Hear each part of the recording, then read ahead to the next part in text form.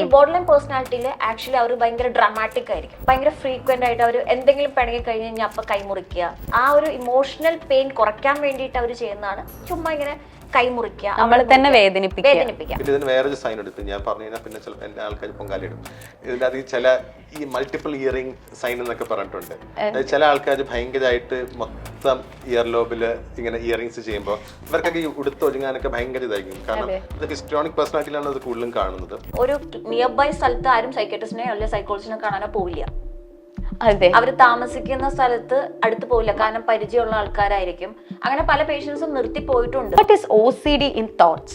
ഈ obsessive imageries വരും. അതിന്റെ എക്സാമ്പിൾ ഞാൻ പറയും. നമ്മൾ അമ്പലത്തിലോ പള്ളിയിലൊക്കെ പോയി പ്രാർത്ഥിക്കുന്ന സമയത്ത് നമ്മൾക്ക് ആ വിഗ്രഹത്തിന്റെ മുകളിലോ അല്ലെങ്കിൽ ദൈവത്തിന്റെ ഇതിന് മുകളിലോ നമ്മൾ ഈ തുപ്പുന്നതായിട്ടോ നമ്മൾ എന്തെങ്കിലും മോശം പ്രവൃത്തികൾ ചെയ്യുന്നതായിട്ടോ നമുക്ക് തോട്ട് വരും.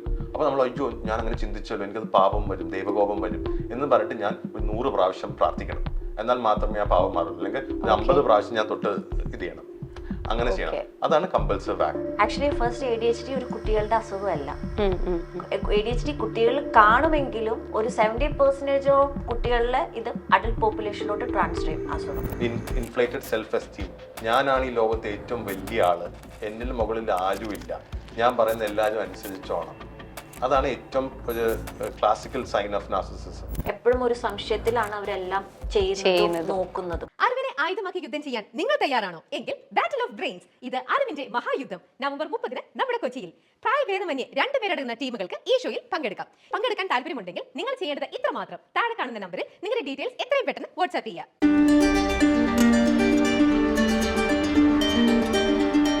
Hi, hello, welcome to Milestone Makers presents അങ്ങനെ പറ. നമ്മൾ നമ്മുടെ ഫ്രണ്ട്സിൻ്റെ കൂടെ കൂടുമ്പോഴോ അല്ലെങ്കിൽ സോഷ്യൽ മീഡിയാസ് ത്രൂ എപ്പോഴും കേൾക്കാറുള്ള അല്ലെങ്കിൽ ഡിസ്കസ് ചെയ്യാറുള്ള ടോപ്പിക്സ് ആണ് depression, anxiety, stress level, stress management, അങ്ങനെ ഒരുപാട് കാര്യങ്ങൾ. ഇത് പലരും സംസാരിക്കുന്നത് നന്നായിട്ട് അറിഞ്ഞിട്ടൊന്നും ആയിരിക്കില്ല. നമ്മൾ ഡിസ്കസ് ചെയ്ത് പോകുന്ന ടോപ്പിക്സിൽ അത് ആഡ് ചെയ്യുന്നേ ഉണ്ടാവുള്ളൂ. ബട്ട് ഇത്രയും റെലവൻ്റ് ആയിട്ടുള്ള ടോപ്പിക്സ് സംസാരിക്കാൻ ഏറ്റവും ആപ്റ്റ് ആയിട്ടുള്ള 2 പേരാണ് ഇന്ന് നമ്മുടെ കൂടെ ഉള്ളത്. Let's welcome doctor Ashwin Krishnan and doctor Chinju Somanathan. Hi, hello, welcome to the show. First of all thank you so much for coming. 2 പേരും സൈക്കാട്രിസ്റ്റ് ദമ്പതികളാണ്. സോ ഒരുപാട് കാര്യങ്ങൾ എനിക്ക് ചോദിക്കാനുണ്ട്. ബിക്കോസ് നമ്മൾ തന്നെ കാണാറുണ്ട് സോഷ്യൽ മീഡിയാസിലും അല്ലാതെയൊക്കെ എപ്പോഴും സംസാരിക്കുന്ന ടോപ്പിക്സ് ആണ് ഇതെല്ലാം. ബട്ട് എനിക്ക് തോന്നുന്നില്ല എല്ലാവരും ഇത് അറിഞ്ഞിട്ടായിരിക്കും സംസാരിക്കുന്നതെന്ന്. എല്ലാവരും സംസാരിക്കാൻ വേണ്ടി ലൈക്ക് ഇതിൽ പറയാൻ എന്തെങ്കിലും അറിയാം എന്നുള്ള രീതിയിലായിരിക്കും പറയുന്നത്. So my first question is, എത്രത്തോളമാണ് നമ്മളുടെ മെൻ്റൽ ഹെൽത്ത് എന്ന് പറയുന്ന സംഭവം നമ്മളെ ബാധിക്കുക? മെൻ്റൽ ഹെൽത്ത് എത്രത്തോളം ഇമ്പോർട്ടൻ്റ് ആണ് ഒരാളുടെ ലൈഫിൽ? നമ്മളുടെ മൈൻഡ് എന്ന് പറയുന്നത് അതാണ് നമ്മളുടെ എല്ലാം നിയന്ത്രിക്കുന്നത്. എൻ്റെ സാറ് പണ്ട് പറയുമായിരുന്നു, അതായത് ഈ സൈക്കാട്രി എന്ന് പറയുന്നത് എല്ലാവർക്കും ഒരു സ്റ്റിഗ്മ കാരണം വളരെ ഒരു ഇറലവൻ്റ് ആയിട്ടുള്ള ഒരു ഇൻസിഗ്നിഫിക്കൻ്റ് ആയിട്ടുള്ള സ്പെഷ്യാലിറ്റി ആയിരുന്നു പണ്ട്. പക്ഷേ മൈൻഡ് പ്രവർത്തനം നിർത്തിക്കഴിഞ്ഞാൽ എല്ലാം തീർന്നു. ഹാർട്ട് ഉണ്ടായിട്ടും കാര്യമില്ല, ലിവർ ഉണ്ടായിട്ടും കാര്യമില്ല, കിഡ്നി ഉണ്ടായിട്ടും കാര്യമില്ല. ഒരു ജീവച്ഛവമായിട്ട് ജീവിക്കാം. പക്ഷെ നമ്മുടെ ബ്രെയിനും മൈൻഡും പ്രവർത്തിക്കാത്തടത്തോളം കാലം അത് നമുക്കൊരു ഫുൾഫില്ലിംഗ് ആയിട്ടുള്ള, സാറ്റിസ്ഫൈങ് ആയിട്ടുള്ള, മീനിങ് ഫുൾ ആയിട്ടുള്ള ലൈഫ് ഉണ്ടാവില്ല. അപ്പം മെൻ്റൽ ഹെൽത്ത് എന്ന് പറയുന്നത് it's as important as physical health. ഇത് രണ്ടും ഒരുമിച്ച് പോകേണ്ടതാണ്. പിന്നെ ഈ മെൻ്റൽ ഇൽനെസ് എന്ന് പറയുന്നതും പണ്ട് കാലത്ത് ആൾക്കാർ പറയുന്നത് ഇത് ബാധ കൂടിയത് കൊണ്ടാണ്, വേറെ എന്തെങ്കിലും സൂപ്പർ നാച്ചുറൽ ഇഷ്യൂസ് കൊണ്ടാണ്, അല്ലെങ്കിൽ നമ്മളുടെ ദുഷ്പ്രവർത്തികളുണ്ടായിട്ടുള്ള, അല്ലെങ്കിൽ പണ്ട് കാലത്ത് ഉണ്ടായ പാപം കൊണ്ടാണ്, അങ്ങനത്തെയൊക്കെ ഒരു ഇതായിരുന്നു. പക്ഷെ ഇപ്പോൾ നമുക്ക് സയൻറ്റിഫിക് ബേസിസ് ഉണ്ട്. ഈ മൈൻഡ് എന്ന് പറയുന്നത് നമ്മളുടെ ബ്രെയിൻ്റെ ഒരു ഫങ്ഷൻ പോലെയാണ്. അപ്പോൾ ആ ഒരു പ്രോപ്പർ ഫങ്ഷനിങ് ബ്രെയിൻ ആണെങ്കിൽ ഒരു പ്രോപ്പർ മൈൻഡ് ഉണ്ടാവും. പ്രോപ്പർ മൈൻഡ് എന്ന് പറയുന്നത് ഹെൽത്തി മൈൻഡാണ്. Healthy mind is lack of having any mental illness. അപ്പോൾ ഒരു sound mind in a sound body, അതാണ് ഒരു ഐഡിയൽ ഒരു അവസ്ഥ. അങ്ങനെ അല്ലേ? ഓക്കെ, ഇപ്പോൾ നമുക്ക് ഒരുപാട് നെയിംസ് ഉണ്ട്: psychologist, psychiatrist, therapist, counselling, life skills coach. എനിക്ക് തോന്നുന്നു ഇപ്പോഴും ആൾക്കാർക്ക് അറിയില്ല ഇതിൻ്റെയൊക്കെ സ്പെസിഫിക്കേഷൻ എന്താണെന്നുള്ളത്. സത്യത്തിൽ ഇപ്പോൾ ഒരു സൈക്കോളജിസ്റ്റിന് ഒരാൾ കാണാൻ പറഞ്ഞാൽ നിനക്ക് എന്താ ഭ്രാന്തുണ്ടോ എന്ന് ചോദിക്കാറുണ്ട്. കൗൺസിലിങ്ങിന് പോണ കാര്യം പറഞ്ഞാലും ആൾക്കാർക്ക് ഡൗട്ടാണ്. ശരിക്കും എന്താണ് ഈ ഒരു സൈക്കോളജിസ്റ്റ് ആൻഡ് സൈക്കാട്രിസ്റ്റ്, ഇവരുടെ ഇതിലൊരു വ്യത്യാസം എന്താണ് ശരിക്കും? സൈക്കാട്രിസ്റ്റ് എന്ന് പറയുമ്പോൾ ആക്ച്വലി MBBS കഴിഞ്ഞ് PG ചെയ്യുന്നതാണ് സൈക്കാട്രിസ്റ്റ്. അവരാണ് നമ്മൾ ഡോക്ടേഴ്സ് എന്ന് പറയുന്നത്. ക്ലിനിക്കൽ സൈക്കോളജിസ്റ്റ് എന്ന് പറയുന്നത് MSc കഴിഞ്ഞിട്ട് MPhil ചെയ്യുന്നവരാണ്. MSc സൈക്കോളജി ചെയ്തിട്ട് MPhil ചെയ്യുന്നവർ. അവർ സൈക്കോതെറാപ്പി അല്ലെങ്കിൽ ഒരു കൗൺസിലിംഗ് എന്ന് പറയും അവർ ചെയ്യുന്ന പ്രോസസ്സ്. ബാക്കിയുള്ള സൈക്കോളജിസ്റ്റ് എന്ന് പറയുമ്പോൾ നമുക്ക് ഡിസ്റ്റന്റ് ആയിട്ടുള്ള ചെറിയ കോഴ്സസ് ഉണ്ട്, സൈക്കോളജി കോഴ്സസ് ഉണ്ട്. പിന്നെ അല്ലെങ്കിൽ MSc സൈക്കോളജി കഴിഞ്ഞിട്ടും സൈക്കോളജിസ്റ്റ് എന്ന് പറഞ്ഞ് വർക്ക് ചെയ്യും. മെയിൻലി നമ്മൾ മെയിൻലി മെഡിസിൻസ് വെച്ചിട്ടാണ് ട്രീറ്റ് ചെയ്യുക സൈക്കാട്രിസ്റ്റ്. സൈക്കോളജിസ്റ്റ് ആണെങ്കിൽ അവർ സൈക്കോതെറാപ്പി, CBT അങ്ങനത്തെ കുറച്ച് സൈക്കോതെറാപ്പീസ് ഉണ്ട്, അത് വെച്ചിട്ടായിരിക്കും അവർ മാനേജ് ചെയ്യുന്നത്.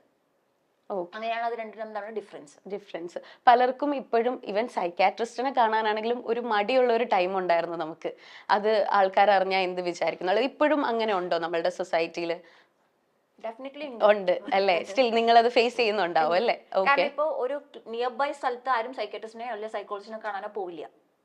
അതെ, അവര് താമസിക്കുന്ന സ്ഥലത്ത് അടുത്ത് പോവില്ല, കാരണം പരിചയമുള്ള ആൾക്കാരായിരിക്കും. അങ്ങനെ പല പേഷ്യൻസും നിർത്തി പോയിട്ടുണ്ട്. ആ കൂടെ ഇരിക്കും, മീൻസ് അവിടെ വെയിറ്റിംഗ് ഏരിയയിൽ വരുമ്പോ ആളെ എനിക്ക് പരിചയമുണ്ട്, ഇനി ഇവിടേക്ക് വരാൻ പറ്റില്ല എന്ന് പറഞ്ഞ് നിർത്തിപ്പോയ ആൾക്കാരും ഉണ്ട്. അതുപോലെ തന്നെ ഇപ്പൊ കണ്ടുവരുന്ന ഒരു കാര്യമാണ് ADHD. എനിക്ക് അതിനെപ്പറ്റി അറിയില്ലായിരുന്നു. ഞാൻ ആക്ച്വലി അറിഞ്ഞത് എൻ്റെ കൊളീഗ്, എൻ്റെ ഒരു സുഹൃത്താണ്. എൻ്റെ സുഹൃത്തിൻ്റെ മകൻ, ആള് ചെറിയ പ്രായമാണ്. അപ്പോൾ എൻ്റെ അടുത്ത് ഇടയ്ക്ക് പറയും ഞാൻ സ്കൂളിൽ പോവാണ്, അവൻ്റെ ടീച്ചർ വിളിക്കുന്നുണ്ട്, അവൻ്റെ ടീച്ചർ ഇടയ്ക്കിടയ്ക്ക് വിളിക്കുന്നുണ്ട്. അപ്പോഴും എനിക്കറിയില്ല. എന്നിട്ട് ആളെ ഇടയ്ക്ക് അടിക്കും, ആള് ഭയങ്കര കുസൃതിയാണെന്നൊക്കെ പറയുമ്പോഴും ഞാൻ പറയുന്നത് അങ്ങനെ അടിച്ചിട്ടൊന്നും കാര്യമില്ല, ആളുടെ പ്രായം അതല്ലേ. പക്ഷെ ടീച്ചേഴ്സ് എപ്പോഴും വിളിക്കേണ്ട ആൾക്ക് ഇച്ചിരി ഒരു ഹൈപ്പർ അപ്പോഴും എൻ്റെ അടുത്ത് പേര് പറഞ്ഞില്ല, ഈ ഡിസോർഡറിൻ്റെ പേര് എൻ്റെ അടുത്ത് പറഞ്ഞില്ല. ഹൈപ്പർ ആക്ടിവിറ്റി റിലേറ്റഡ് എന്തോ ഒരു കേസ് ഉണ്ട് ആൾക്ക്. അപ്പോഴും ഞാൻ പറഞ്ഞത് കുട്ടിയല്ലേ, അത്രയും പ്രായമല്ലേ ഉള്ളൂ, അതിൽ ഇത്ര ടെൻഷൻ ആവാനൊന്നുമില്ല എന്നുള്ളതാണ്. ബിക്കോസ് നമുക്കറിയില്ല. എനിക്ക് തോന്നുന്നു ഇപ്പോഴും ആളുകൾക്ക് ADHD എന്നുള്ളൊരു ഡിസോർഡർ ഉണ്ട്, അത് കുട്ടികൾ കണ്ടുവരുന്നുണ്ട്. ഈ ഒരു ഹൈപ്പർ ആക്ടിവിറ്റി എന്ന് പറയുന്നത് നമ്മൾ എപ്പോഴും കാണുന്നതിന് അത് യൂഷ്വലി ആക്കേണ്ട ഒരു കാര്യമല്ല എന്നുള്ളത് ഇപ്പോഴും ആളുകളിൽ അറിയില്ല. ആളുകൾ വിചാരിക്കും കുട്ടിയല്ലേ, പ്രായത്തിലല്ലേ ഉള്ളൂ, അതിൻ്റെ കുസൃതി ആയിരിക്കും എന്ന് വിചാരിക്കും. ശരിക്കും എന്താണ് ഈ ADHD എന്ന് പറയുന്നത്? നമ്മൾ അതിൻ്റെ സിംറ്റംസ് എന്താണ്? അതിലെങ്ങനെയാണ് നമുക്കിത് ക്യൂർ ചെയ്യാൻ പറ്റുക? എങ്ങനെയാണ് നമുക്ക് ആളുകളിലേക്ക് ഇത് എത്തിക്കാൻ പറ്റുക? ഈ ADHD എന്ന് പറയുമ്പോൾ attention deficit hyper activity disorder എന്നാണ് അതിന്റെ full form. Actually first ADHD ഒരു കുട്ടികളുടെ അസുഖമല്ല. ADHD കുട്ടികളിൽ കാണുമെങ്കിലും ഒരു 70% കുട്ടികളിലെ ഇത് അഡൽട്ട് പോപ്പുലേഷനിലോട്ട് ട്രാൻസ്ഫർ ചെയ്യും അസുഖം. അതായത് ഇപ്പൊ ഒരു കുട്ടികൾക്ക് ഒരു പോപ്പുലേഷൻ എടുക്കുവാണെങ്കിൽ അതിൽ 70% അവർ അഡൾട്ട് ആയാലും ADHD പ്രശ്നം അവർക്ക് ഉണ്ടാവും. 30% മാത്രം അവർക്ക് മാറിപ്പോവാം.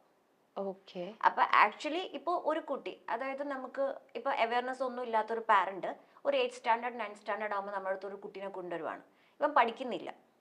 അപ്പൊ ആ ഒരു ഏജിലാണ് നമുക്ക് കിട്ടുന്നത് 8th സ്റ്റാൻഡേർഡ്. അപ്പൊ നമ്മൾ ചോദിക്കും, മോനോട് ചോദിക്കും എന്താണ് പഠിക്കാൻ കാരണം, എന്താ പഠിക്കാൻ പറ്റാത്തതിന് കാരണം എന്താ? അപ്പൊ ആള് പറയും എനിക്ക് പഠിക്കുമ്പോൾ ഒന്നും മനസ്സിലാവുന്നില്ല, ക്ലാസ്സിൽ ഇരിക്കാൻ പറ്റുന്നില്ല, എനിക്ക് ക്ലാസ്സിൽ ഇരിക്കുമ്പോൾ നോട്ട്സ് ഒന്നും കംപ്ലീറ്റ് ആക്കാൻ പറ്റുന്നില്ല. അപ്പൊ എത്രാം ക്ലാസ് മുതൽ അങ്ങനെ? ഞാനൊരു 4th സ്റ്റാൻഡേർഡ് 3rd സ്റ്റാൻഡേർഡ് മുതലേ അങ്ങനെയാണ്. അപ്പൊ നമ്മൾ നോട്ട്സ് ഒക്കെ നോക്കുമ്പോൾ നോട്ട്സ് ഒക്കെ മിസ്സിംഗ് ആണ്, നോട്ട്സ് ഒന്നും ഇല്ല, ഇപ്പൊ ക്ലാസ്സിൽ വെച്ച സാധനങ്ങളെല്ലാം മറന്നു പോവാ, അങ്ങനത്തെ ലക്ഷണങ്ങൾ. അപ്പൊ ഒരുപാട് ലേറ്റ് ആയിട്ട് ആ കുട്ടി നമ്മുടെ അടുത്ത് എത്തുന്നത്.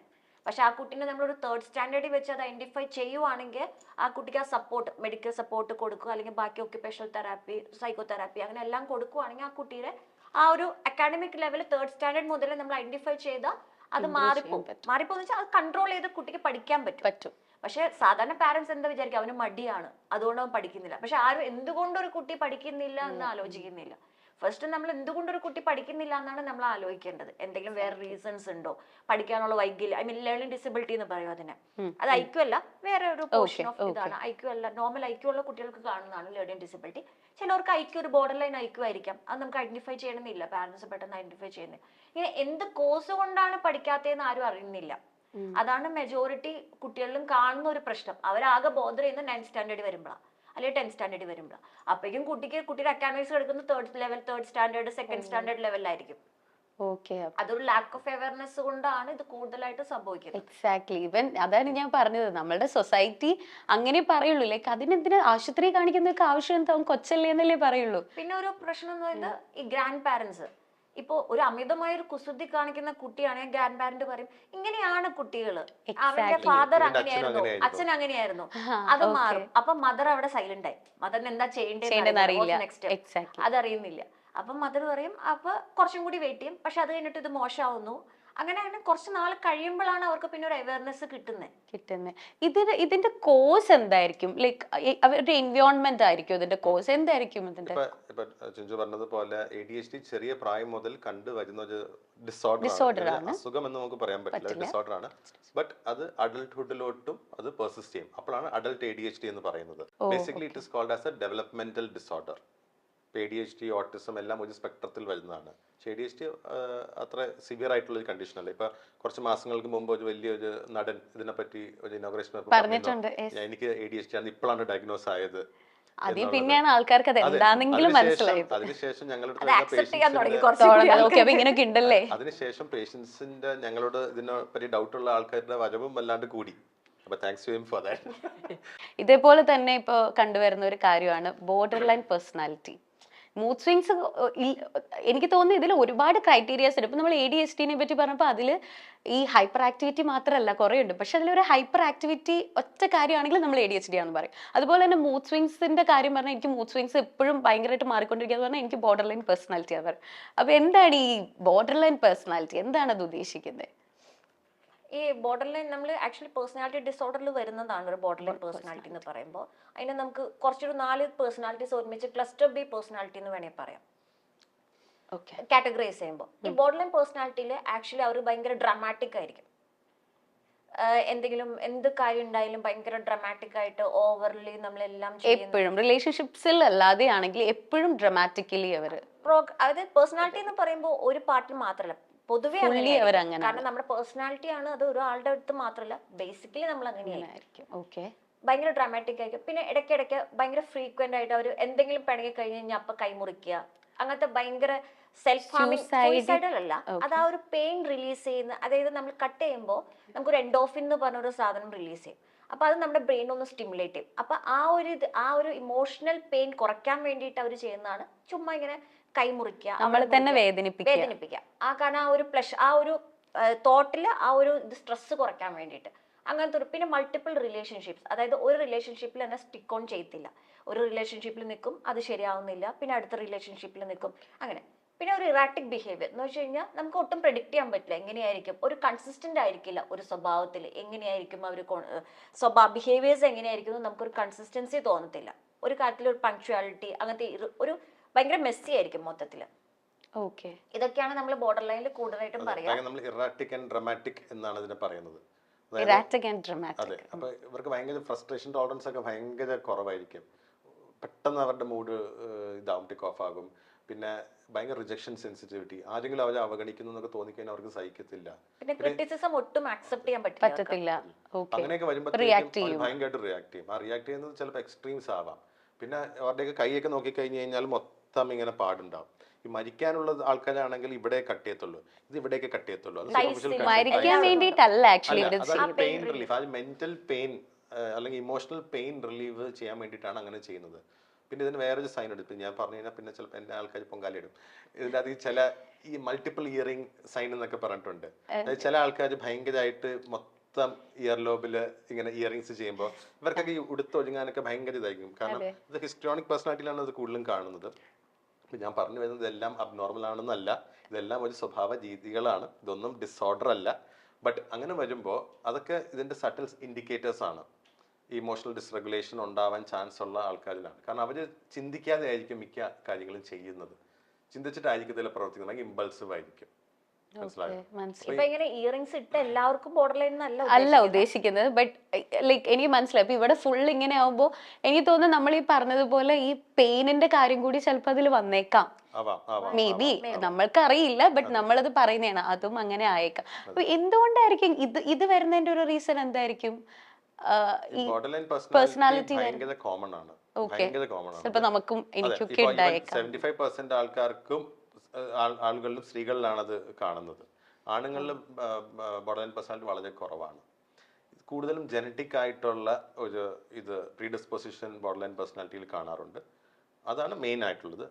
രണ്ടാമത് ഈ മോശമായിട്ടുള്ള childhood experiences, most commonly childhood sexual abuse, physical abuse, loss of parental support, അതായത് ടോക്സിക് പാരന്റിങ്. പിന്നെ പാരന്റ്സിന്റെ അവൈലബിലിറ്റി ഇല്ല. ഇപ്പൊ മദർ മരിച്ചു അല്ലെങ്കിൽ മദർ വെളിയിലായിരുന്നു, ആ മദറിന്റെ സ്നേഹം കിട്ടിയിട്ടില്ല.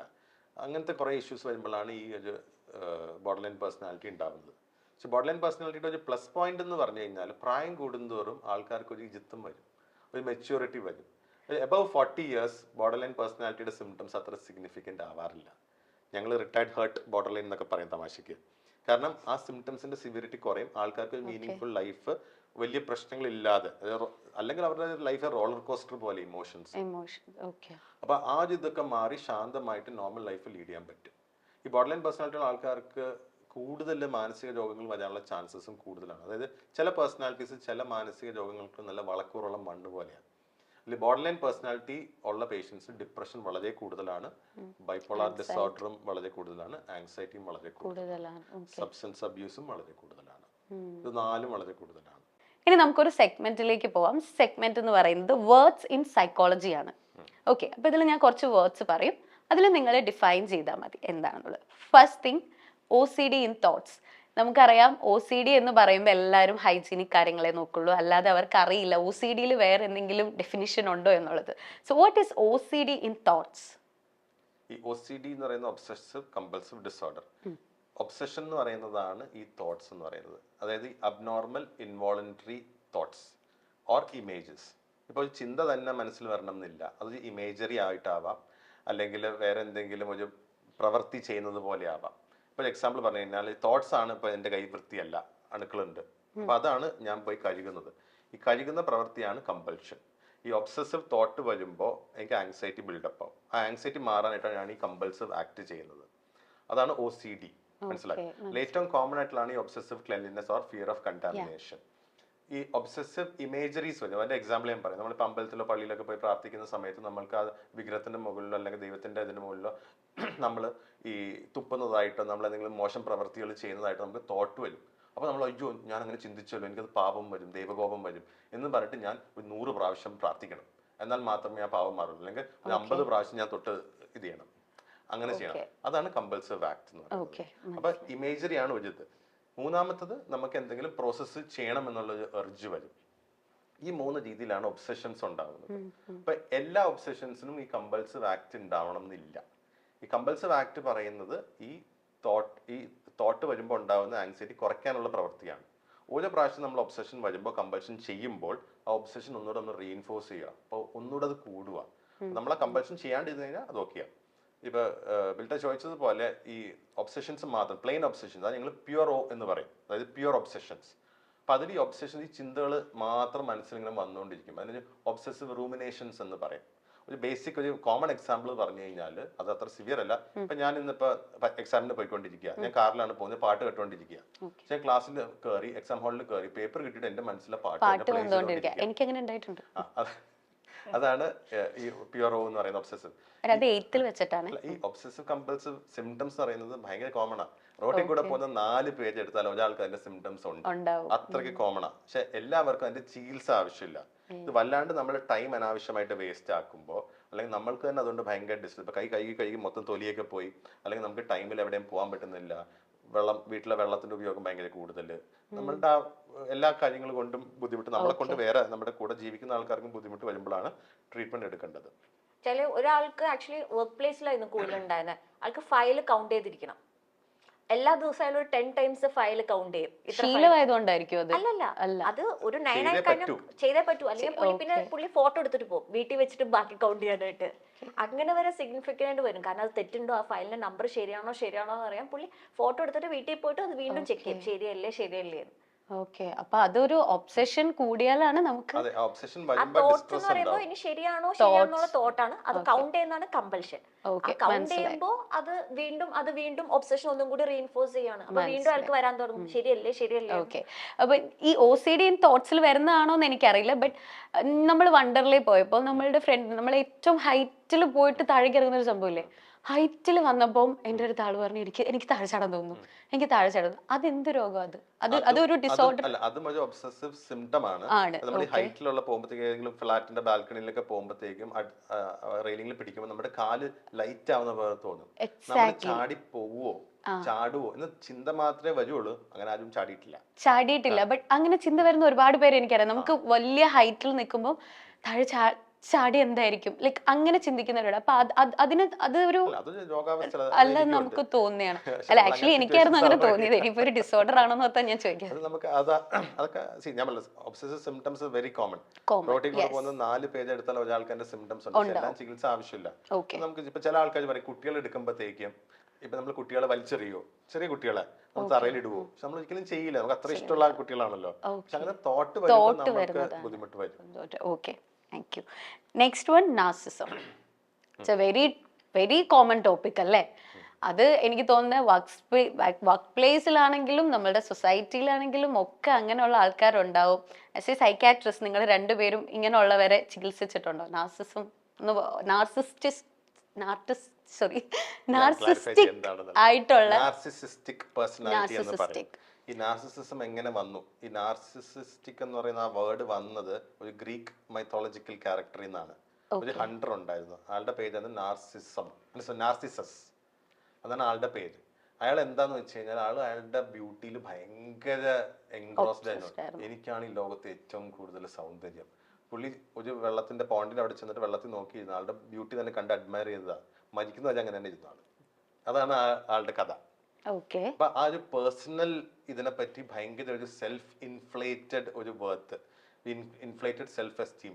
ഞാനാണ് ഈ ലോകത്തെ ഏറ്റവും വലിയ ആള്, എന്നിൽ മുകളിൽ ആരുമില്ല, ഞാൻ പറയുന്ന എല്ലാവരും അനുസരിച്ചോണം. അതാണ് ഏറ്റവും ഒരു ക്ലാസിക്കൽ സൈൻ ഓഫ് നാർസിസിസം. പിന്നെ അവർ ഭയങ്കര മറ്റുള്ള ആൾക്കാരെ ഭയങ്കരമായിട്ട് മാനിപ്പുലേറ്റ് ചെയ്യും. ഇവരുടെ കാര്യം നടക്കാനായിട്ട് ഏത് എക്സ്ട്രീം വരെയും അവർക്ക് പോകാം. ആരെ വേണമെങ്കിലും ബുള്ളി ചെയ്യാം. ഒരു എമ്പത്തി ഇല്ല. എമ്പത്തി എന്ന് വെച്ചാൽ മറ്റുള്ള ഒരാളുടെ സ്ഥാനത്ത് നിന്ന് ചിന്തിക്കാനുള്ള കപ്പാസിറ്റി ഇവർക്കില്ല. ഇവരുടെ മാത്രമേ ചിന്തിക്കുള്ളൂ. ഇവർക്ക് എങ്ങനെയെങ്കിലും കാര്യം നടക്കണം. ഭയങ്കരമായിട്ട് അബ്യൂസീവ് ആയിട്ടുള്ള ആളുകളായിരിക്കാം. പിന്നെ എന്താ പറയാ, ഇവര് ഹൈ അച്ചീവേഴ്സും ആവാം. ബട്ട് ഇവരുടെ ഒരു സെൽഫ് എസ്റ്റീം എന്ന് പറയുന്നത് ഉള്ളില് ഭയങ്കര മോശമായിരിക്കും. ഉള്ളിലുള്ള ആ വാക്യൂമാണ്, ആ കുറവുകളാണ് അവര് പുറത്തത് ഇങ്ങനെ സ്ട്രോങ് ആയിട്ട് കാണിക്കുന്നത്. That is their way of coping. പക്ഷെ ഈ നാർസിസിസത്തിനൊക്കെ അവർക്ക് എന്തെങ്കിലും ഒരു ബുദ്ധിമുട്ട് വന്നു കഴിഞ്ഞാൽ അവര് പിന്നെ ജീവിക്കില്ല. അവരുടെ ഇതിലുള്ള suicide risk is very high ആണ്. സാധാരണ ആൾക്കാർ ഇമ്പൾസ് ബോർഡർ ലൈൻ പേഴ്സണാലിറ്റിയിൽ കൈമുറിക്കുന്ന പോലെ അല്ല നാർസിസിസ്റ്റിക് ആൾക്കാർ സൂയിസൈഡ് അറ്റംപ്റ്റ് ചെയ്യുന്നത്. അവർ മരിക്കാൻ വേണ്ടി തന്നെ പ്ലാൻ ചെയ്ത് ഉറപ്പ് വരുത്തുന്ന രീതിയിൽ അവർ ചെയ്യുള്ളൂ. കാരണം അത്രയ്ക്ക് എക്സ്ട്രീം സ്റ്റെപ്സ് ആയി. കാരണം അവർക്ക് അവരുടെ ഒരു പേജ് പോവുക അല്ലെങ്കിൽ അവരുടെ ഫേസ് പോവുക എന്നുള്ളത് അവർക്ക് ഒട്ടും സഹിക്കാൻ പറ്റില്ല. ക്രിറ്റിസിസം ഒട്ടും ടോളറേറ്റ് ചെയ്യത്തില്ല അവര്. അവർക്ക് വേറെ ആൾക്കാരുടെ മുമ്പിൽ താഴെ അവരുടെ മനസ്സ് അവരുടെ ഇമേജ് പോകുന്നത് ഒട്ടും സഹിക്കാൻ പറ്റില്ല. പിന്നെ അവർ ഉദ്ദേശിക്കുന്ന പോലെ തന്നെ കാര്യങ്ങൾ നടക്കണം. അല്ലെങ്കിൽ അത് മറ്റുള്ളവരെ മറ്റുള്ളവരെ അത് തെറ്റുകാരാക്കും. അങ്ങനെയുള്ളവരെയാണല്ലോ നമ്മൾ മെയിൻ ആയിട്ട് ഗ്യാസ് ലൈറ്റിംഗ്. അതാണ്. അത് നമുക്ക് എങ്ങനെയാണ് നമുക്ക് അവരിൽ നിന്ന് വിട്ടുമാറേണ്ടി വരും. എനിക്ക് തോന്നുന്നു നമ്മൾ ആളുകളൊക്കെ അവരിൽ നിന്ന് മാറാൻ ശ്രമിച്ചാലും അത് എങ്ങനെയോ നമ്മുടെ ലൈഫിൽ അങ്ങനെയുള്ളവരുണ്ടാവും എപ്പോഴും. എന്തുകൊണ്ടാണ് നമ്മൾ ഇത്രയും ഇതിനെപ്പറ്റി സംസാരിച്ചിട്ട് ഇപ്പോഴും അങ്ങനെയുള്ള ആളുകൾ ഉണ്ടാവുന്നത്? അവരുടെ മാറാത്ത എന്തായിരിക്കും? നാർസിസിസം ഞാൻ പറഞ്ഞ അസുഖമല്ല, ചികിത്സിച്ച് മാറ്റാൻ പറ്റുന്ന കണ്ടീഷനും അല്ല, അതൊരു സ്വഭാവമാണ്. പക്ഷെ അതിനെപ്പറ്റി സെൽഫ് അവയർനെസ് വന്നാൽ ഒരു പരിധി വരെ അവർക്ക് കൺട്രോൾ ചെയ്യാൻ പറ്റും. ഈ നാർസിസിസം തന്നെ ഈ കോവേർട്ട് നാർസിസിസം എന്ന് പറയുന്ന സംഗതിയുണ്ട്.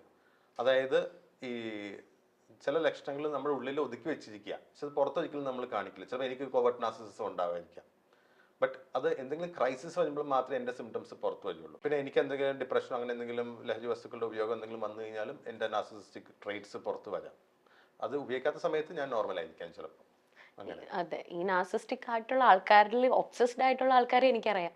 ലൈക്ക് അവർക്കത് ഓക്കെയാണ്, പ്രശ്നമല്ല, ആൾ അങ്ങനെയാണ്, but that's okay for me അങ്ങനെ പറയുന്നവർ. മാരീഡ് ലൈഫിൽ വരുമ്പോഴാണ് അത് ഏറ്റവും കൂടുതൽ പ്രശ്നമാവുന്നത്. പക്ഷെ നമുക്ക് അവരെ അത് പറഞ്ഞ് മനസ്സിലാക്കാൻ പറ്റില്ല. അവർ പറയും അവർക്ക് അതാണ് ഇഷ്ടം, അവർക്ക് അങ്ങനെ ചെയ്യുന്നതാണ് ഇഷ്ടം, ബട്ട് നമുക്ക് അതിലൊന്നും ചെയ്യാം. അവിടെ വരുന്നത് ആ കൂടെ ഉള്ള പാർട്ട്ണറിന്റെ പേഴ്സണാലിറ്റിയാണ് നമ്മൾ നോക്കേണ്ടത്. ഈ എല്ലാ പേഴ്സണാലിറ്റീസും ഒരുമിച്ച് പോകില്ല.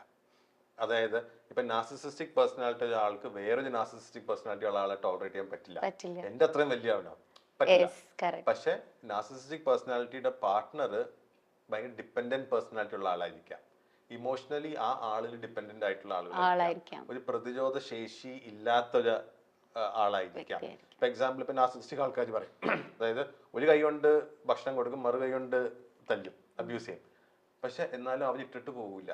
കാരണം എന്റെ ചേട്ടനാണ് വലുത് അല്ലെങ്കിൽ എന്റെ ആളാണ് വലുത് എന്ന രീതിയിൽ അവര് ഇത് നിൽക്കും. മനസ്സിലായോ? അപ്പൊ ആ പേഴ്സണാലിറ്റീസ് തമ്മിലുള്ള കമ്പാറ്റബിലിറ്റി ആണ് അങ്ങനത്തെ റിലേഷൻഷിപ്സ് മുന്നോട്ട് കൊണ്ടുപോകാനുള്ള ഒരു റീസൺ. പക്ഷെ അതിന് എല്ലാത്തിനും ടിപ്പിംഗ് പോയിന്റ് ഉണ്ട്. ആ പാർട്ട്ണറിനും വേറെ മാനസിക പ്രശ്നങ്ങളും ഉണ്ടാകും. ഉള്ളിൽ ഒതുക്കി ഒതുക്കി ഒതുക്കി ഒതുക്കി ഒതുക്കി ഞാൻ പറഞ്ഞ പോലെ ചില പേഴ്സണാലിറ്റീസ് ചില അസുഖങ്ങൾക്കുള്ള വളർക്കുള്ള മണ്ണ് പോലെയാണ്. അൾട്ടിമേറ്റ്ലി ആ ഒരു ഡിപെൻഡന്റ് പേഴ്സണാലിറ്റി ഉള്ള ആളുകൾക്ക് ഡിപ്രഷൻ വരാം, സൂയിസൈഡിലോട്ട് പോവാം. മനസ്സിലായി. Correct. Okay. Next one, paranoid personality. എല്ലാത്തിനും ഒരു സംശയത്തിൽ നോക്കുന്ന ഒരു പേഴ്സണാലിറ്റി. അവർക്ക് അവരെ പാർട്ട് ഓഫ് പേഴ്സണാലിറ്റി അങ്ങനെയായിരിക്കും. സംശയം, ആരെയും ട്രസ്റ്റ് ചെയ്യാൻ ഭയങ്കര ബുദ്ധിമുട്ടായിരിക്കും. എപ്പോഴും ഒരു സംശയത്തിലാണ് അവരെല്ലാം ചെയ്യുന്നതും നോക്കുന്നതും. ക്ലോസ് ഫ്രണ്ട്സ് ഒക്കെ ഭയങ്കര ബുദ്ധിമുട്ടായിരിക്കും അങ്ങനെയുള്ള പേഴ്സണാലിറ്റിക്കാർ. ക്ലോസ് റിലേഷൻഷിപ്സും ഭയങ്കര ബുദ്ധിമുട്ടായിരിക്കും. അവര് ഒറ്റയ്ക്ക് തന്നെ എല്ലാം ചെയ്യാൻ ആഗ്രഹിക്കുന്നവരായിരിക്കും. അത് എന്തുകൊണ്ടായിരിക്കും? അവരുടെ പാസ്റ്റ് റിലേഷൻഷിപ്സിനെ ബേസ് ചെയ്തിട്ടൊക്കെ ആയിരിക്കും ഈ സംശയം ലൈക്ക് ഇങ്ങനെ ഒരു ഡിസോർഡർ ഉണ്ടാവുന്നത്. അങ്ങനെ ആയിരിക്കും? അങ്ങനെ നിർബന്ധമില്ല. ആക്ച്വലി പേഴ്സണാലിറ്റി എന്ന് പറയുമ്പോൾ നമ്മളൊരു 18 ഇയേഴ്സ് കഴിഞ്ഞ് വരുമ്പോഴേ നമുക്ക് ഇത് ഓൾറെഡി ഫോംഡ് ആണ്. മുമ്പേ ഫോംഡ് ആണ്, പക്ഷെ 18 ഇയേഴ്സ് കഴിഞ്ഞാൽ നമ്മൾ അതിനെ പേഴ്സണാലിറ്റി ഡിസോർഡർ എന്ന് നമ്മൾ വിളിക്കുള്ളൂ. 18 ഇയേഴ്സിന് മുമ്പ് നമ്മൾ പേഴ്സണാലിറ്റി പറയത്തില്ല, ടെമ്പർമെന്റ് എന്നാണ് പറയത്തുള്ളൂ.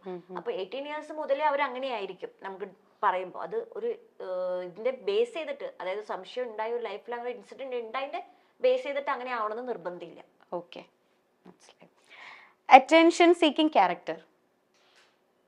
അറ്റൻഷൻ കിട്ടും. അത് ഞാൻ പറഞ്ഞതുപോലെ ബോർഡർ ലൈൻ പേഴ്സണാലിറ്റിയുടെയും നാർസിസിസ്റ്റിക് പേഴ്സണാലിറ്റിയുടെയും ഒരു ട്രേറ്റ് ആണ്.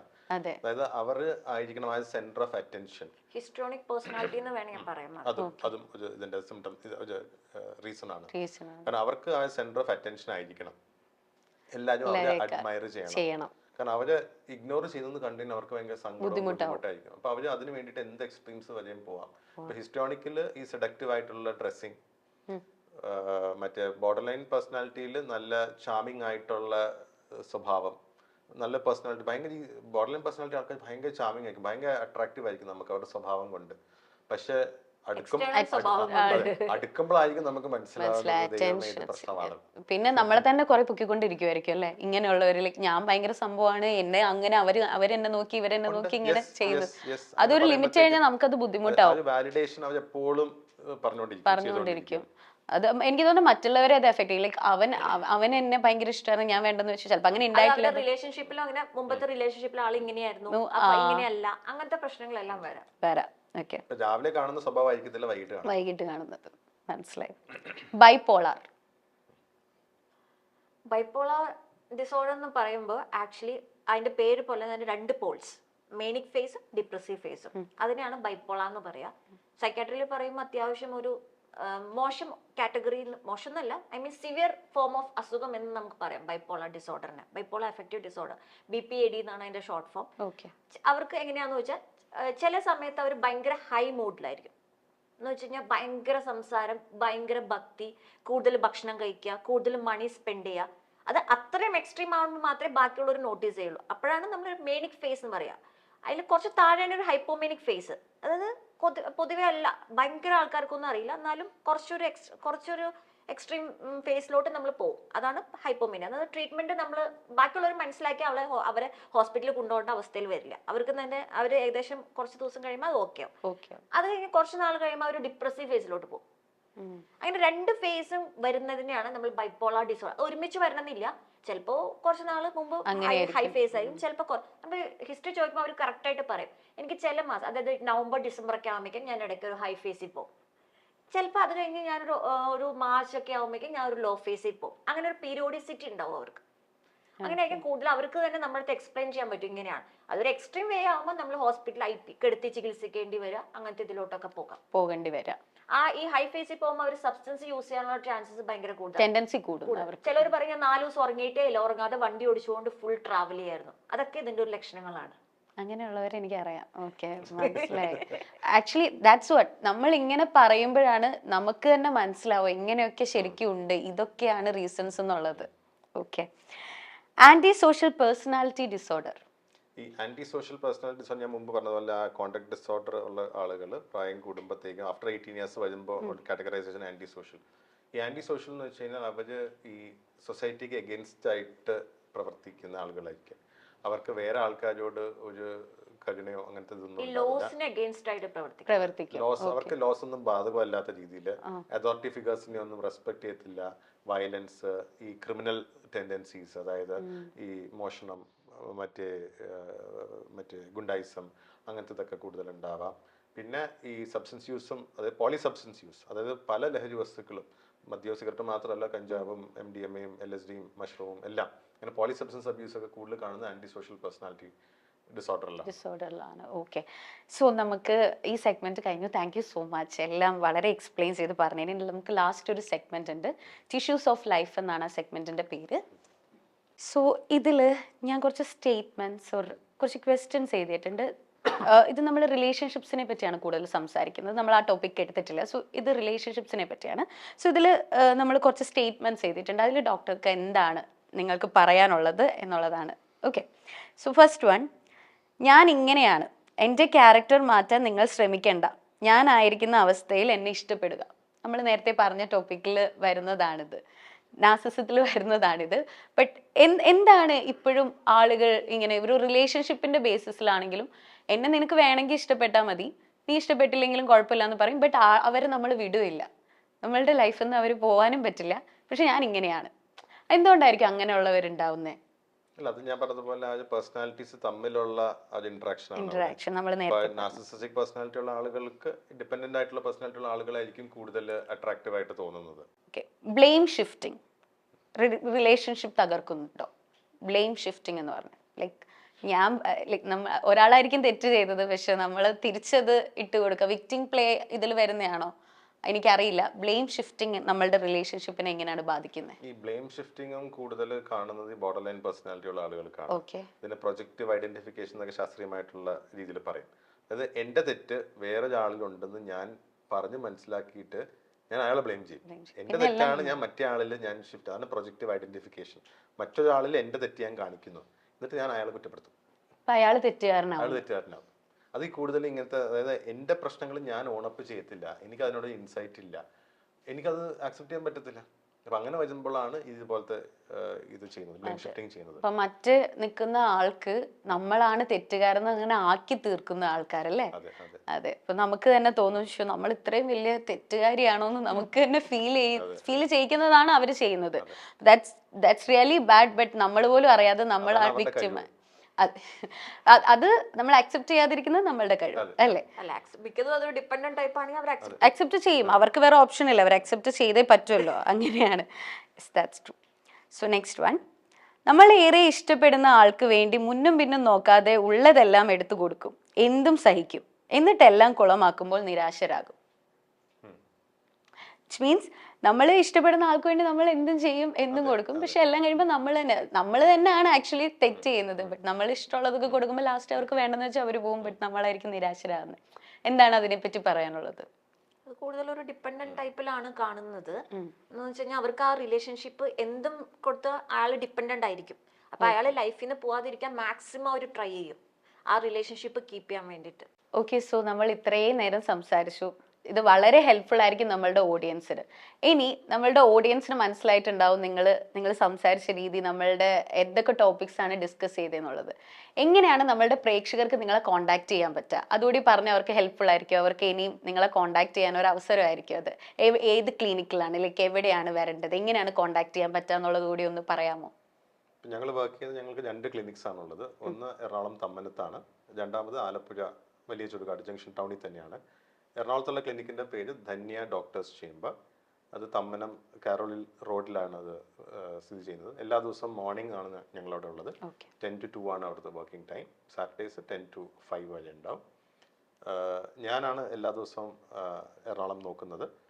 ഡോക്ടർ ചിഞ്ചു നോക്കുന്നത് ആലപ്പിയാണ്. അവിടെ DDC സ്പാർക്സ് എന്ന പേരിൽ ആലപ്പുഴ ടൗണിൽ തന്നെ ആണത് സ്ഥിതി ചെയ്യുന്നത്. അത് രാവിലെ എല്ലാ ദിവസവും ഒരു 10 മണി മുതൽ വൈകിട്ട് 5 മണി വരെയാണ് അവിടുത്തെ വർക്ക് ടൈം. അവിടെ ഞങ്ങൾക്ക് ഒരു team of child developmental specialist ഉണ്ട്.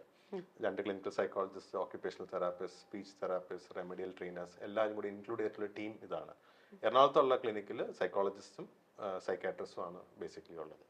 പിന്നെ ഞാൻ എല്ലാ മാസവും ഒരു 3 ദിവസം UAE-ലും എനിക്ക് പ്രാക്ടീസ് ഉണ്ട്. എല്ലാ മാസവും 3rd വീക്കെൻഡാണ് ഞാൻ പോകാറുള്ളത്. അവിടെ ഷാർജയിലാണ് ഷാർജയിൽ മാമ്പള്ളി മെഡിക്കൽ സെൻറ്റർ എന്ന് പറയുന്ന ഒരു ക്ലിനിക്കുണ്ട്. അവിടെയാണ് ഞാൻ വർക്ക് ചെയ്യുന്നത്. ഈ എല്ലാ ക്ലിനിക്സിൻ്റെയും പേര് ഗൂഗിളിൽ അടിച്ച് കഴിഞ്ഞാൽ അതിൻ്റെ കോൺടാക്ട് ഡീറ്റെയിൽസും PROൻ്റെ നമ്പേഴ്സും കിട്ടും. ഓക്കെ, അപ്പൊ നമ്പറിൽ കോൺടാക്ട് ചെയ്യാൻ പറ്റും അല്ലേ?